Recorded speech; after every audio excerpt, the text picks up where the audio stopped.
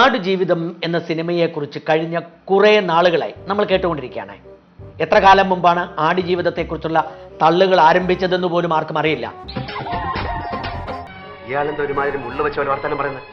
സ്വന്തം ശരീരത്തിന്റെ ഭാരം 35 കിലോഗ്രാം കുറച്ച പ്രതിഭാശാലിയാണ് നടൻ പൃഥ്വിരാജ്.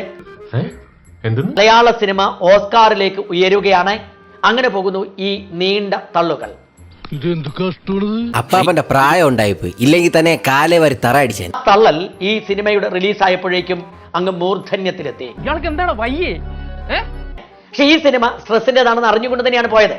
പക്ഷെ എനിക്കൊരു സ്ട്രെസ്സും ഉണ്ടായില്ല. ഞാൻ വളരെ നിർവികാരനായാണ് സിനിമ കണ്ടത്.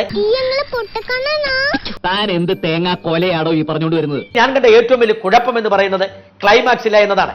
ഇയാളുടെ കോൺഫിഡൻസ് സമ്മതിക്കണം. എന്തൊക്കെ മണ്ടത്തരങ്ങളെ വിളിച്ച് പറയുന്നത്. അത് നല്ല അടികൊള്ളാത്തതിന്റെ തള്ളി തള്ളി തള്ളി ഇത്രയും മഹത്താക്കാൻ മാത്രമൊന്നും ഞാൻ കണ്ടില്ല. പിന്നീട് നജീബായി മാറിയിരിക്കുന്ന പൃഥ്വിരാജിന്റെ അഭിനയം. പണ്ടൊക്കെ എന്റെയൊക്കെ സ്കൂളിൽ പഠിച്ചുകൊണ്ടിരുന്ന കാലത്തൊക്കെ ഞാനൊക്കെ ഒരുപാട് ഫാൻസി ഡ്രസ് നടത്തിയിട്ടുണ്ട്. നീ തീർന്നു ഇത്ര അഹങ്കാരം പാടില്ലടാ. ഈ റോൾ അഭിനയിച്ചിരുന്നത് ഫഹദ് ഫാസിലായിരുന്നെങ്കിൽ അല്ലെങ്കിൽ മമ്മൂട്ടി ആയിരുന്നെങ്കിൽ ഭയങ്കര സംഭവമായേനെ, ഒരു സംശയവും വേണ്ട. തള്ള് ഒരു ശാസ്ത്രീയ കലയായി വികസിപ്പിച്ചെടുത്തത് കേരളത്തിൽ പിണറായി വിജയനാണ്. നീ വിട്ടു, ഇത് എനിക്കുള്ള പണിയാ. ഇവനൊരു എല്ല് കൂടുതലാണല്ലോ സാറേ.